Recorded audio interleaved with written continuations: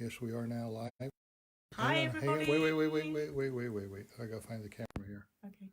There we go. Hi, everybody. Hello, say hi. Nobody's here yet. Nobody's here yet. They're all getting more relaxed as we get into lockdown. Hi, everybody. Good morning. Good morning.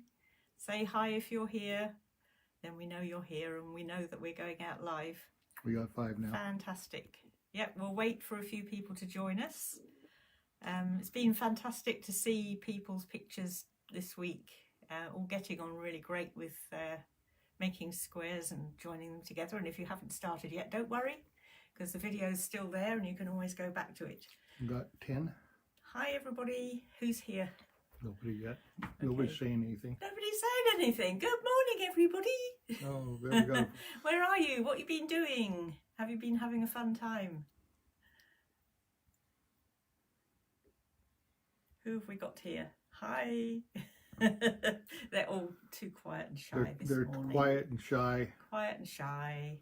It's a little too hard to get going in the morning. Yeah. Oh, here's Mary from Kaikoura. Hi, Mary from Kaikoura. And Rhonda from Whitby. Rhonda from Whitby. Hi. Anyway. Fantastic. Okay. We're up to 15, so let's go. Yeah. Okay, let's get a start. So last week, if you joined us last week, or if you've joined us in between, welcome.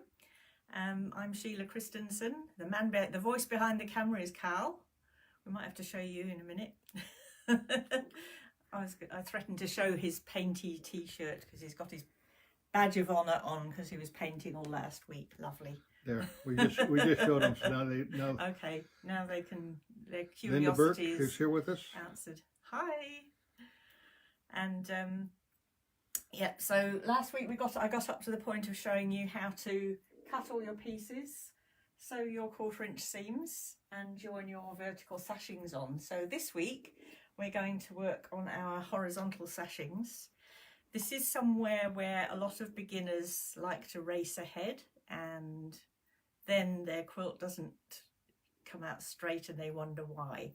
So it's really worth following the steps in this class, in this lesson, and making sure that your quilt comes out. Hi, Helen. Hi, Helen.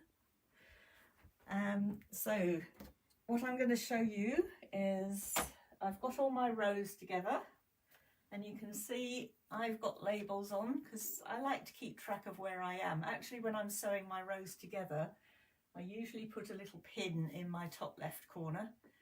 It's quite funny because Carl labelled some of the rows for me this morning, and of course he's a right-hander, so all his labels are on the right. So I'm a top left person. So I've got all my rows labelled. That way when I'm picking them up and moving them around, I won't get lost and I'll know what goes where. So yeah, looking quite busy, my quilt, so I'm quite pleased with it because I quite like busy. Linda's with us from Upper Hutt. Hi, Linda from Upper Hutt. So the horizontal sashing is going to be 1.5 inches, the same as your vertical sashing, and it's going to be going in between these rows. There's a few really important things about your sashing. So let's cut some sashing strips. I've got enough for about 5 rows here, so I need to cut a few more. I'm going to show you this ruler in a minute. So we'll cut one with the ordinary ruler first. Got a couple of rulers to show you today. So if I'm going to work on these white marks on this ruler. So I need to make sure that my numbers are increasing away from the fabric because this is the side that I'm going to cut on.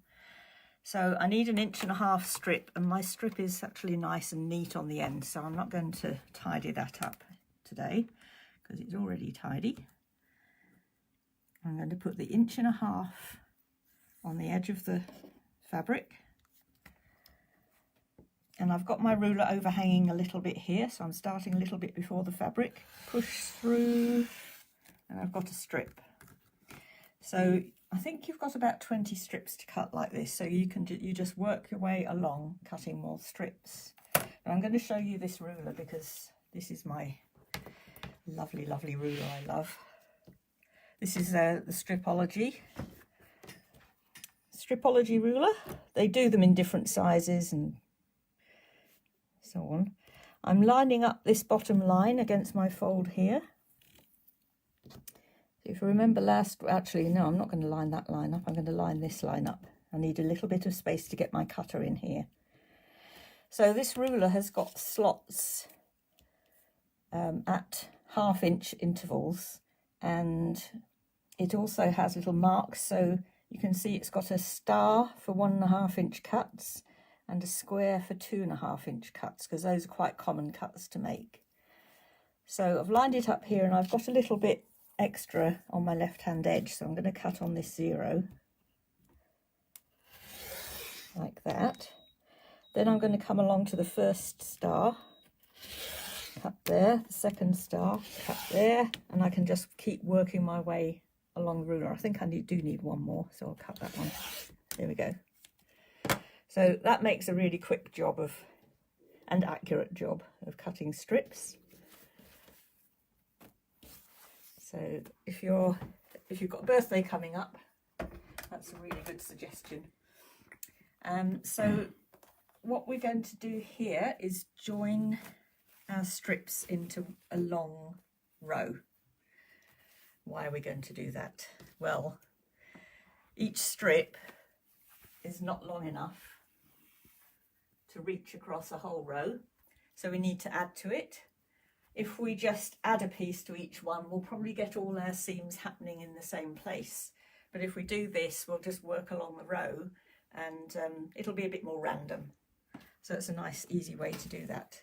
So I'm going to show you my usual way of joining these. We're joining them on an angle because it looks nicer and it doesn't gape. So you're going to be getting mitered joins. That's not a perfect one, but there you go. It'll be fine when it's joined. So I have my strip coming up like this, and I put the strip and overlap them like this. So I have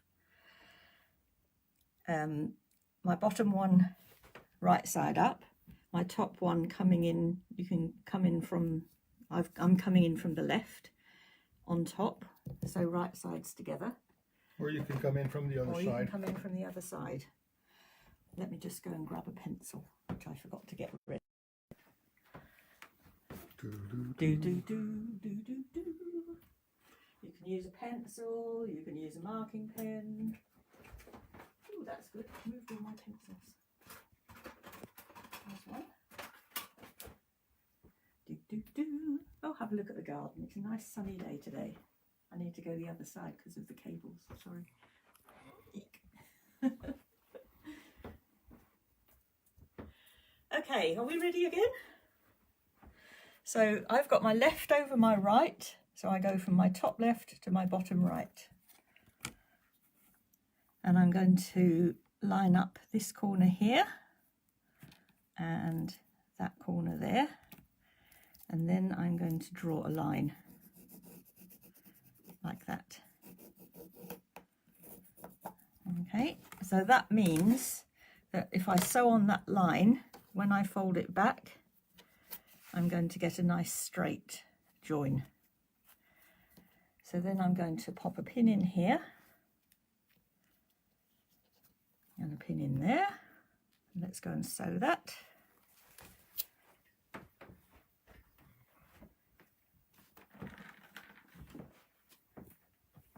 You don't really need your 1/4 inch foot for this, so but if you've got it, sometimes it can get in the way. So you might find that you need to change to your straight foot to do this, especially if you're doing quite a few in a row. So come out exactly on that join there. And that's our pieces joined. So we're going to go and trim those up.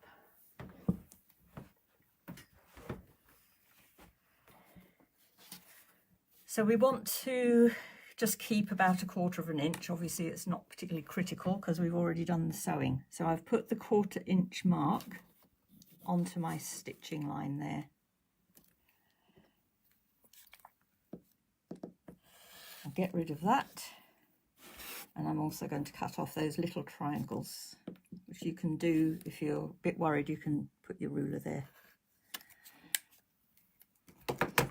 It's quite good with these to actually press those open. So we can use the iron in a minute, but I'm just going to finger press for now. Okay, so I'm going to join this onto my existing thing. So that goes up like that. That comes from the left like that. Going to mark a line. Left over right, mark from top left to bottom right. That's the way I remember. And then pop our pins in.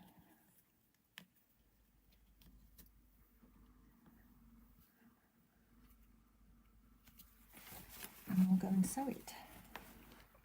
Thank you. Got one more to go.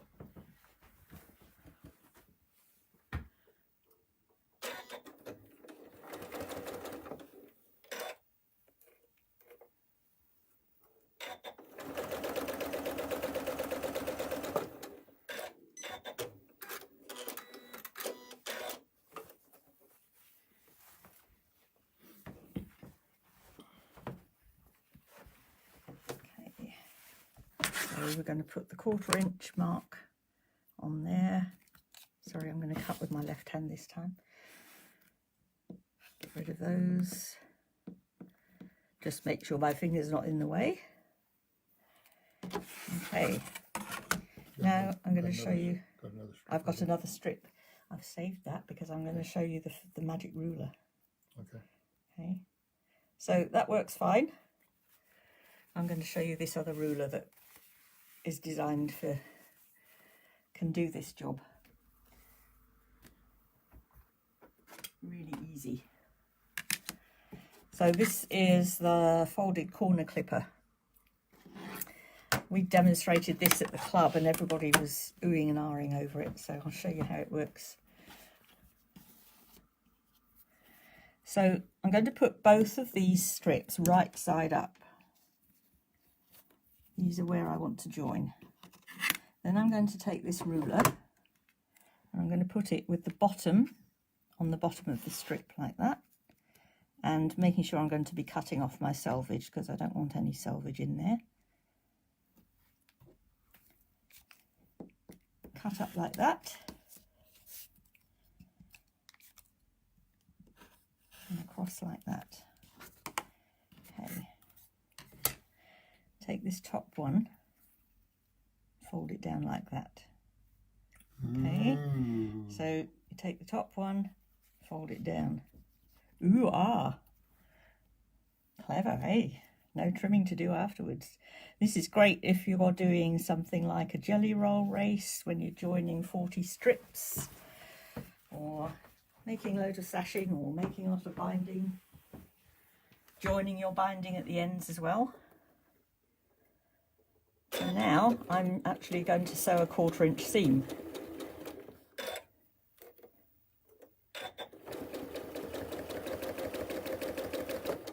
There we go. I don't have any trimming to do because it's all done.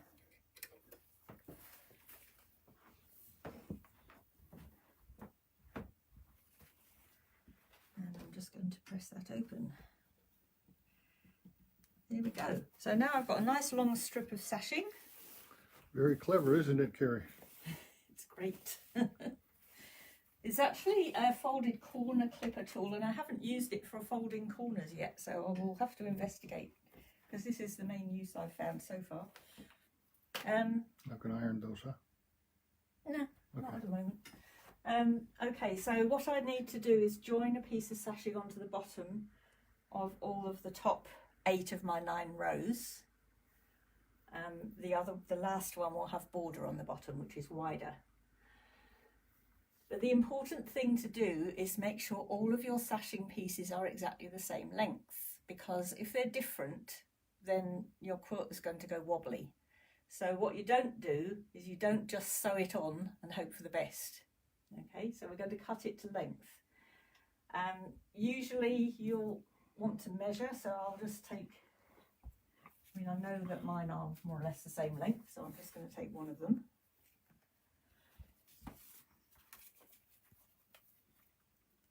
And if I fold it in half, so this is all pressed, I need either my big mat or I need a... So a lot of people use tape measures. I'm a bit lazy, I don't. I actually use the fabric itself to measure. So I'm going to take that, I'm going to get my strip, find the end. So I'm going to just cut off this selvage because I know I don't want the selvage in there. Get rid of that. No, not going to use it. I'm going to lay this down here. Lay it along there. Okay, let's just move down a bit so we're not bending. You can see that I'm not perfectly straight on there, but there we go.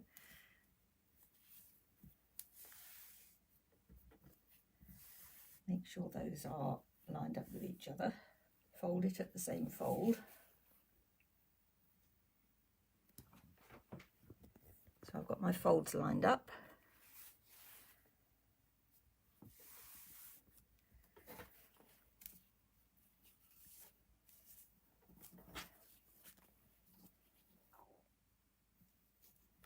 Okay, and then put my ruler on the end here.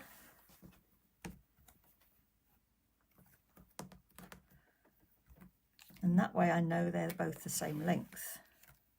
Okay, now it doesn't really matter which row, but I picked a row from the middle. But I think of the sashing as a bit like a... I haven't got my pin for that, have I? I think of the sashing as being a bit like a skeleton. So that's why it all needs to be regular and the same size. So now I'm going to have to cut all my sashing pieces the same size as this sashing piece. So I'll cut another one for now, just so you can see. Pop it on there.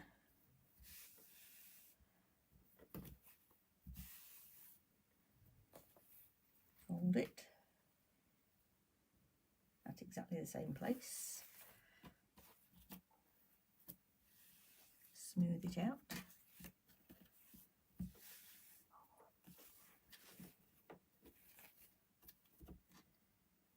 Actually looks like I've lost a bit there, so let's just check that.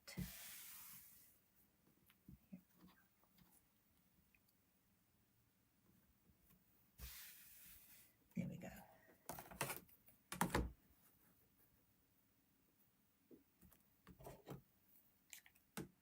So there's another one. So you want to cut all 8 exactly the same size.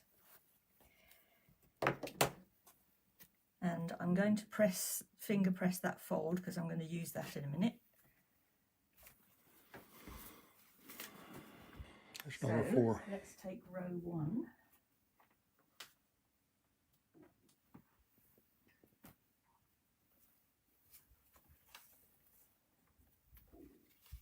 So I need to be on the bottom of row 1, and because I've got my label, I know where I am, even if I've moved across halfway across the room.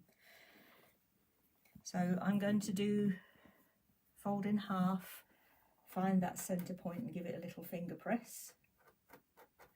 And then I'm also going to find the quarter of the way along, and give that a finger press. So what's this finger press stuff? What's that doing? So that is making a little mark for me so that I can match my marks up. Okay, so I should have a little crease somewhere. Where's my little crease? There. Let's pop a pin in there so we can see it. That's my quarter of the way. This is my halfway.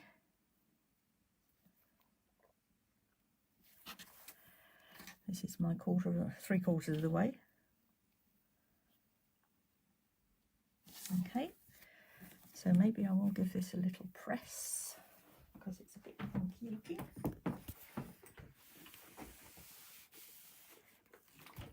And I've got my halfway, so I can fold these and do my quarter way. Look, that's right on the seam, so the iron might give it a better press than my finger will.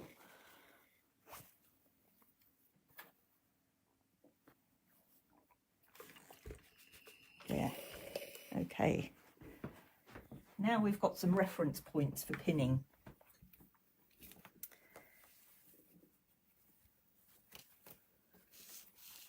Put my pins in the other side, never mind. Okay. So it's really important, and this is something that loads of people, even when they've been quilting for years and years and years, they don't do it. But it makes a huge difference to keeping everything straight. You're going to make sure that this matches up at the end. And then we're going to find this point here and match it up with this point here. There's my pin, so I can reuse that, match that up.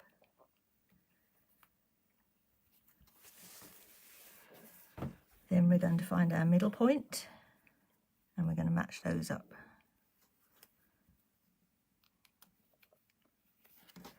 Next one, match those up. Tell you what, if you start doing this properly for your borders and you use a long arm quilter, she's going to love you forever. Match that end up as well. So we're not going to cut or trim anything off at this point. We've made sure those are the size we want, and that's the way they're going to be. So you can see that this is a little bit looser than this, but it doesn't matter because fabric stretches. We're not making wood. So I just pop those down, walk my fingers into the middle, put a pin in, do the same here. In there. I might need some more pins. Pin in there. Right, so I've got between this quarter and this half. So I press down there, walk my fingers into the middle. Thank you. It's a good assistant. Don't you wish you had an assistant like that? Here we go. Right, so these two, walk into the middle, put a pin in there. Oops, pin in between. Lots of pinning, it's all good.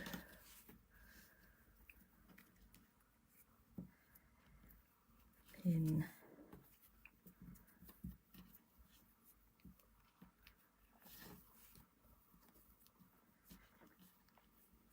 Pin. And pin. There we go. So that's now all matched up and all eased into place.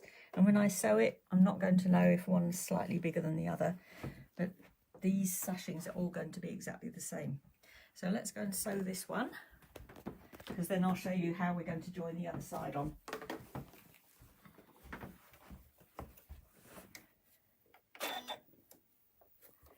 Okay. Somebody said they put their pins in the other side so they don't have to reach across. That's because I'm left-handed, I put mine this way.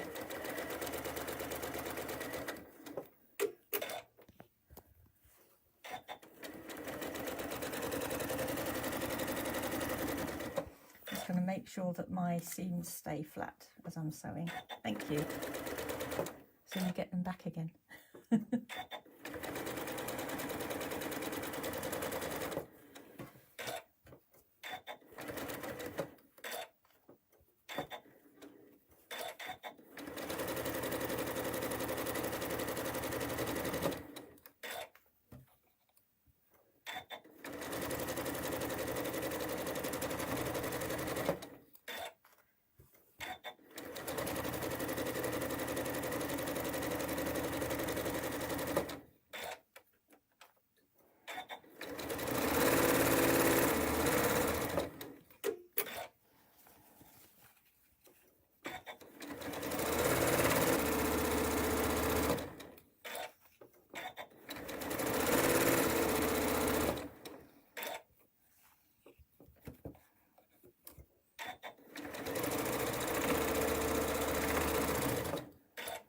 Carrie says, confession time, I've never pinned on sashing. Oops, I wonder why they were a bit wonky. Yeah. Let's make a difference.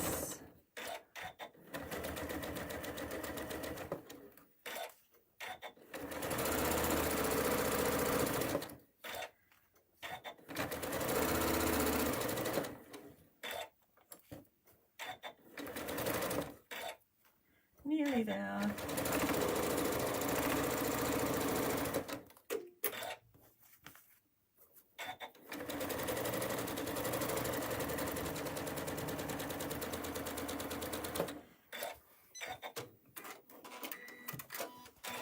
There we go. So that's on. I'll just go and press it. So I'm going to just settle those stitches in first.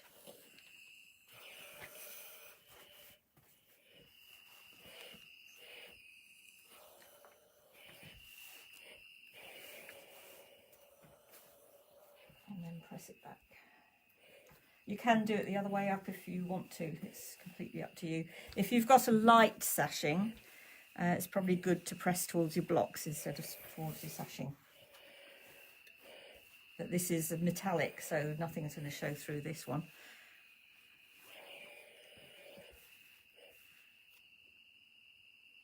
Okay, so my ends are all lined up. You can't tell that one might have been slightly longer than the other. I can't see that. Show it to be that close. Okay. Right, now.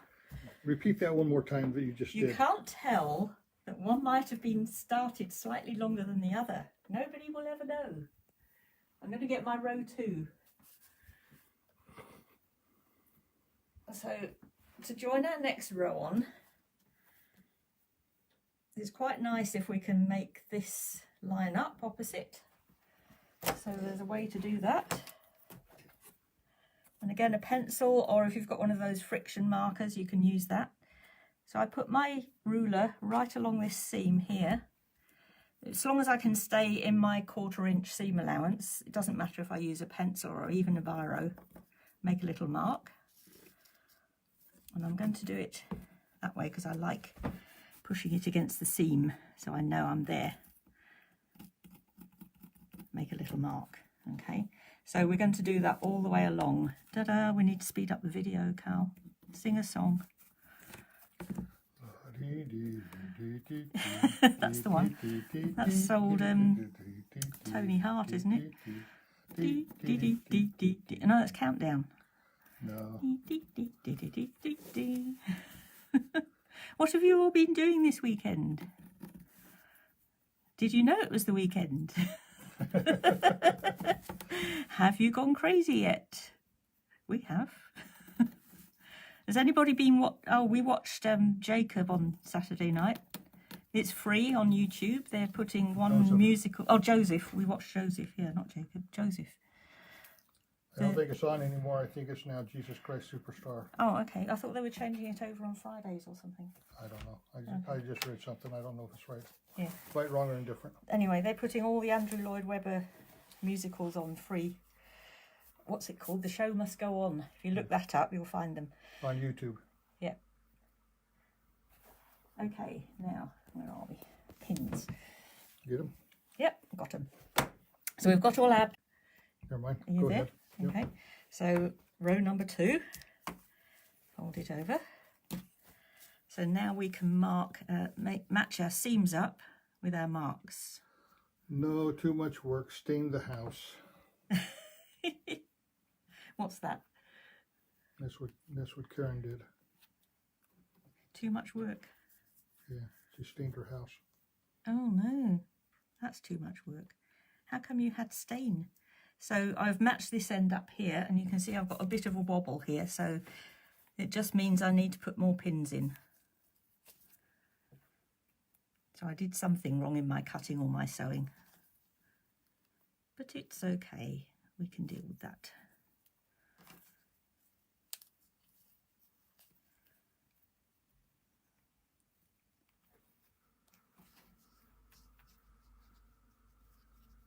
Just means more pins.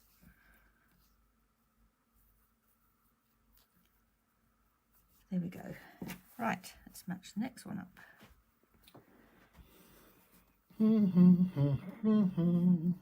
Yeah, I'm bored with this too, guys. Yeah. That's all right. She's got to do It's her all right. thing. Now I'm not going to do the whole row. I'm just showing you how you do it. Okay, and then I'll pin in between there.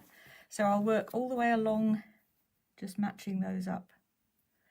So basically that is the principle that's going to get you the whole quilt top, excluding your borders. So it's cutting your sashing to the right length, all the same length, making those marks for the ones that go on the bottom of each of the odd numbered rows and matching them up, and then making marks where your blocks come out and matching those up. That will mean that your squares are going to be nicely opposite each other. They're not going to be all wonky. Okay. Any questions about sashings? Can't see any. Everybody's happy. Everybody's just hanging in there. Good. Okay. So I'm just going to talk about the borders. Basically the same idea. You have to measure and then cut and then pin in the same way. But the borders are going to be 2.5 inches. So I'm going to cut my 2.5 inch strips.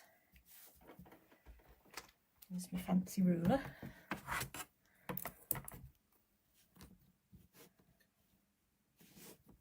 Just got to make sure I've got that bit there. Here we go. In there, through to there, 2.5. I think I went one thing too far. So the 2.5 ones are marked with squares. So I can go along to each square. There we go. I'm going to need to cut more eventually, but I'm just showing you. And I didn't put the ruler far enough up. So that's how wide your border strips are going to be. And what I suggest you do is join them again in the same way we did with the sashing, and then cut 2 of those strips as exactly the same length as your sashing strips. That way those can go on the top. So you're going to put one on the top of row 1 in the same way, and one on the bottom of row 9, remembering to get it the right length, match up the ends, match up the middle, and match up the quarters. So you'll have those on the top and the bottom. Now, when you do a quilt and you're doing the last borders, you then need to get your whole quilt. So let's find a whole quilt. This one on.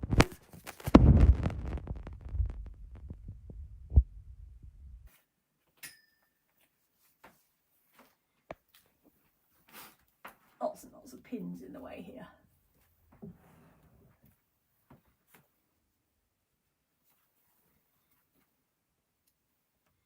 Gee, that's a good looking red and blue quilt back there. I wonder who made that one. That one is Cal's mystery quilt from a few years ago that he made. Okay, so you're going to have, imagine this is not quilted and bound. You're going to have your top border on and your bottom border on. Then we're going to put the side borders on. So to measure the side borders, we're going to fold the quilt top in half, like this. Okay. And we want to find the middle point of it, there. So you can see that when you've made the quilt top and put the top and bottom borders on, they're going to be included in the distance we need. And I always measure it at the middle point of the quilt. That way, if that's short and this is long, this is going to be halfway, and it means that we can average things out. So we'll do exactly the same as we did with the sashing. You're going to measure it up like this, fold it, and I'll imagine this is joined. Once that's joined, it'll come down to there. You'll cut it there, and you'll cut 2 exactly the same, and do the same thing where you match up your ends, match up your middle for pinning on. Is that clear as mud? So always the same principle. You're making a skeleton. You want your skeleton, it's like a frame. So you want everything to be the same left and right, the same top and bottom all the way through. And that means that whatever you've done with blocks and things in the middle, everything gets squared up and straightened. Do you always press the short sashings towards the block? No. It depends what you want to do. If you've got a quilt with a black background, black sashing, you might press it towards the sashing, unless you've got a really, really narrow sashing where when you press it they bump into each other, but that's fairly rare. So I've pressed mine towards the block, but you might, if you've got a darker one, you might do that. If you've got a white one and you press it that way, you are in danger of seeing a shadow here. So that's why usually people press towards the darker fabric. That's the rule. The rule is you press towards the darker fabric. However, remember, rules are made to be broken. Yeah. So are you adding 2.5 inches at bottom of side sashing? Okay, so your borders are 2.5 inches. That's the border for all the way around the quilt. So your rows, each of the first rows, each of the rows see the whole except quilt. for the last one. So row 1, 2, 3, 4, 5, 6, 7 and 8. You're going to sew the 1.5 inch sashing on the bottom of that row. Then you're going to join all your rows together by marking the positions here opposite and joining them. Then you're going to cut your 2.5 inch border strips. So you're going to put a 2.5 inch border strip on the top of row 1. So one will go, obviously you've got to make them longer. One's going to go up here and they'll run from there exactly the same way as the sashing, but they're wider obviously. One's going to go right at the top of the quilt. The other one is going to go right at the bottom of the quilt. So that will go on the bottom of row 9. So those are your borders. You can see we've got a seam here, so that's where we added our borders. See that seam there? So we added these top and bottom borders on first.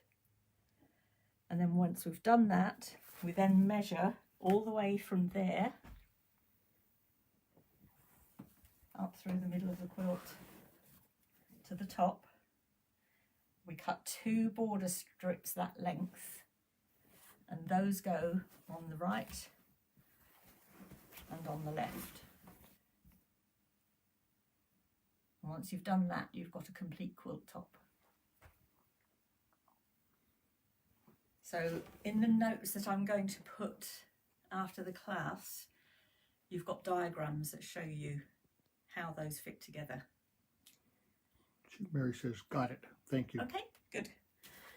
Right, I'm going to talk a little bit, how are we doing for time? I'm going to talk a little bit about what the next step is, but I'm going to do demonstrations on it next week, so we're going to have another class next week, because I really want you to try and have a go at quilting them if you can.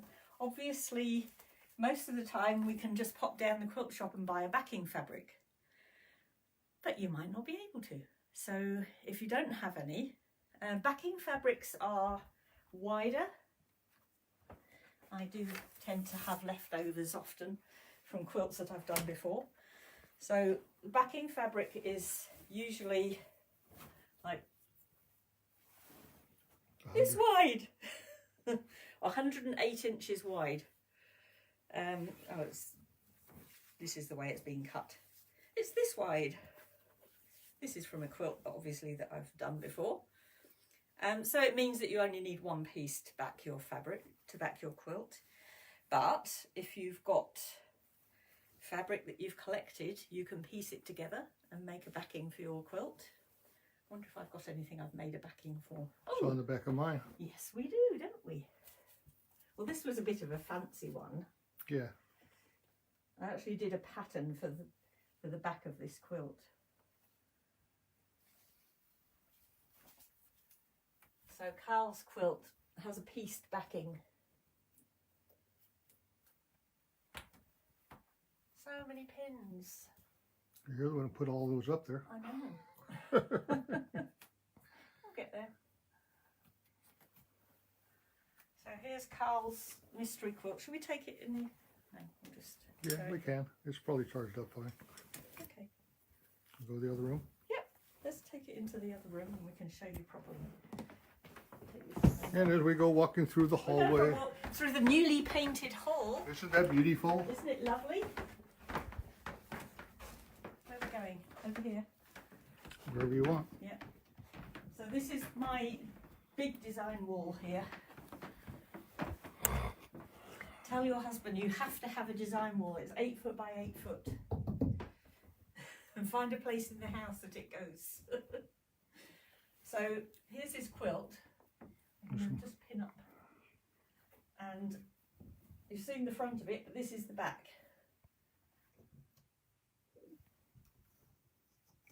Da-dum-da-dum-dum-dum.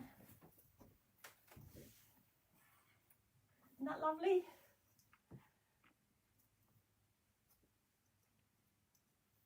There we go. So that's quite a complicated piece backing, but quite fun. You can, if you've just got like old fat quarters, you can just join them and make a backing. So the really important thing with the backing is you have, the backing is bigger than the front. If it's the same size, you're going to really struggle to pin your layers together. So the backing is always, before everything, I mean this is before it's trimmed obviously and finished, but when you have a backing for your quilt, it needs to be about 3 or 4 inches bigger all the way around, and the same for your batting.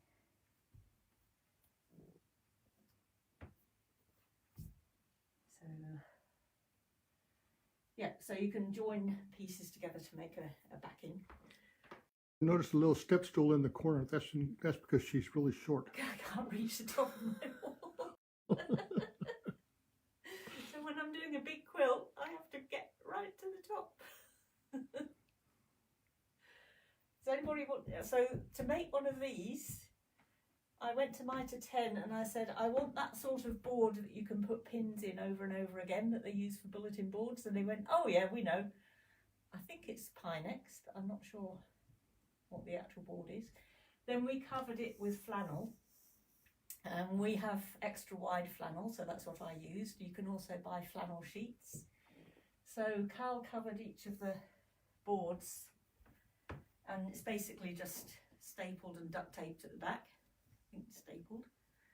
And then he put some wooden battens up here and got some mirror screws, so it does stick out from the wall just a tiny bit. So these mirror screws here are fixed to wooden battens that are drilled into the wall. That way, if we ever move, we can take it down. But you never know, a quilter might want it. But it's so useful to be able to look at your quilts and rearrange things. And I'll sit here watching TV and then I'll go, oh, that block needs to move, that's not right, it needs to move over there. And it's also probably the only place in the house where you can actually stand back far enough and look at the whole quilt. So it's really, really useful. Okay, let's go back in the other room, shall we?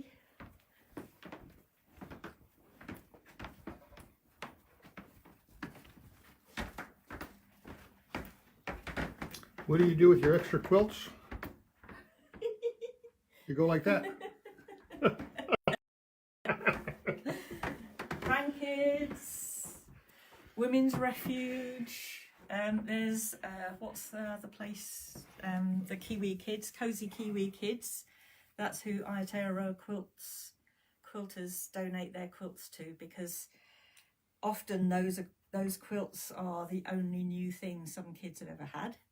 So that's really satisfying. There's also Loved for Life. They have a specific 24-inch square quilt that they donate to all newborn babies. So Helen says, best things come in small parcels. LOL. Yeah. That's true. You are correct, Helen. Yep. Okay. I'll just show you a bit of batting. So I have here 2 of the battings we have in the shop.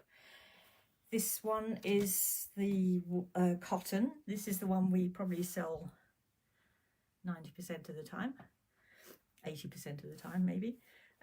So that's is Hobbs, and it's 80-20 cotton polyester. So the polyester just gives it a little bit of body, but it's really cotton. This is the one they use for the baby quilts for Love for Life.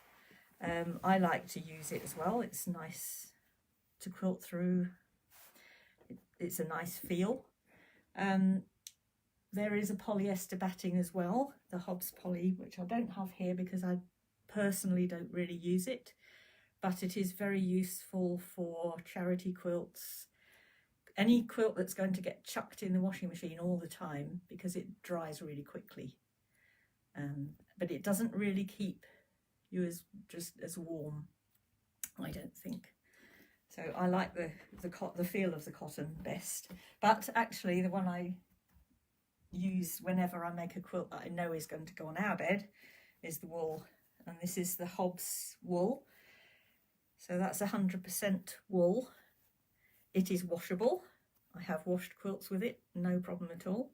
I just do them on the a cold setting and then just hang them out to dry. You can drip dry it over the bath first and then hang it out.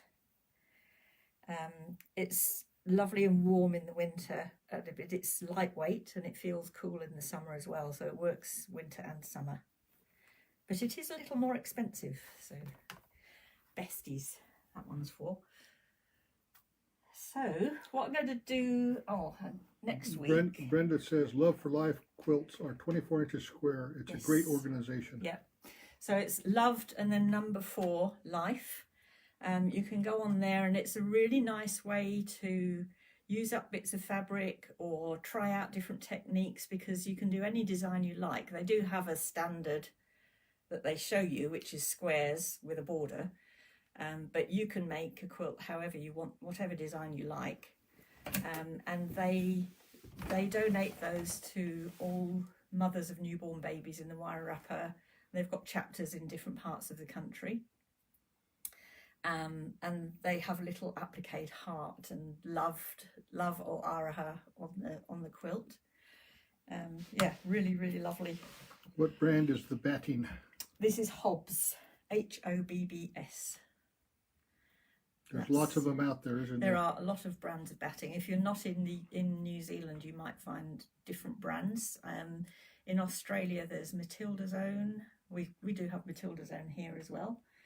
Trying to think, Hobbs is quite worldwide, but there are other brands that shops will have near you. So what's the difference between that $20 one and the $40 one? The 80-20, that's 30. Oh, you mean the cheap? The cheaper versus the bigger one, the nicer one. Yeah, the cheaper batting. So I've actually heard sometimes it just doesn't quilt very nicely. It's not that warm. It can be a bit stiff. It's a case of looking at the batting really and feeling it and thinking about what purposes that you've got for your quilt. So I always think that you've put a lot of work into your quilt and it's worth putting a nice batting into it. But it really is, dependent on your budget. It depends on who the quilt's for, how it's going to get washed, and how you're going to use it as to what you personally decide to put in your own quilts. It is worth trying other battings though. I don't know if Jane's here today, but she was doing some free motion quilting and using one of the cheaper polyester ones. She just wasn't getting the results. So if you're getting frustrated with what you're doing, it may be the materials that you're using rather than you. So it's worth trying other battings to see how you get on with them and see what happens. So once you've got your backing and your batting, you're going to need to layer your quilt and pin it together. So we'll be doing a bit of that next week. I use quilter safety pins. I do a lot of them because you do have to pin it quite close together. These are bent, so they're easy to get into the layers of your quilt. So this is not quite a quilt sandwich because it doesn't have a back on it, but imagine I have a backing as well. So we're going to be pinning like this. So it's with the bent safety pin, it makes it easier because everything is going to be flat down. The other thing we're going to be using next week is some masking tape, because we're going to tape the quilt to our table and then we're going to be pinning. This is actually another type of batting. This one is the same as the Hobbs cotton 80/20, but it has a slightly gluey layer and it's called fusible. And so if I'm doing a small quilt, I can do that and not even have to use any pins, because, shall we do a little demo of how this sticks on? So for a cot quilt or a table runner, you can use this fusible batting. You give it a really good press, and this iron's probably switched off, so it needs to heat up a bit. Bit of steam helps as well.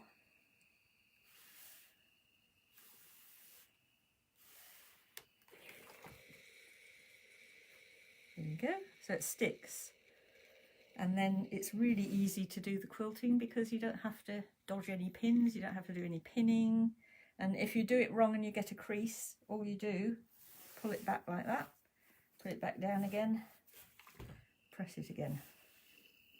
So I love this batting for smaller projects. Bigger projects, oh, burn my hand there. Bigger projects, it will fall away at the edge, so I don't tend to use it, but because of the weight of it. But for small projects, it's absolutely brilliant. So I thought what I would do next week is I will show you how to do the layering, the top, the bottom and the batting. Does it fuse on both sides? Yes, it does. Yes. So what I'll do is I'll put the back on first, fuse that down, and then turn it over and put the top on. You have to be a little bit careful not to wobble your iron because you don't want to stretch things, but it does. It's got exactly the same on both sides. So it's not like Pellon, which is a permanent fusible. It's a grippy fusible, which will peel back off again when you want it to. And then if you wash it, what happens to the glue? It just sort of disappears. Let's see, this quilt here, you can't feel it, but it's this was our beginner quilt that we did before that one, before the pink one. And this I used the fusible on, and I've washed it once, I think, and it's, yeah, it just sort of feels the same really as the cotton, so it just kind of washes away. It's not a sticky glue, it's just a grippy sort of thing. If you've ever used basting spray, it would be a similar thing, but you don't have to spray. Is there anybody that uses basting spray? Karen asks, is it the same as iron-on Pellon? No, it's not. Iron-on Pellon is permanent, so once you've ironed it, it stays. Also, iron-on Pellon is polyester, whereas this is cotton. So it's a cotton batting, and it's a bit like the basting spray glue that will just stick and grip, but is not permanent. Linda says yes, and I'm assuming that's to your basting spray. Okay, yes, use basting spray. So yeah, so some people prefer using basting spray, that's fine. I don't like using it because I don't like spraying things in the air, but you can do it outside. Some people set up a wall in the garage and put newspaper behind and spray it like that. So, and I have used it for small projects as well, where it doesn't really matter, I'm not going to get it everywhere. So so that's another option. So yes, we'll do layering, we'll do basting. I'll show you how to baste with pins. I'll also show you how to baste with needle and thread, because I'm aware that you might not be able to get to shops to buy pins. And then we'll do a little bit on quilting. So we'll do about picking your threads, like what colour thread am I going to use?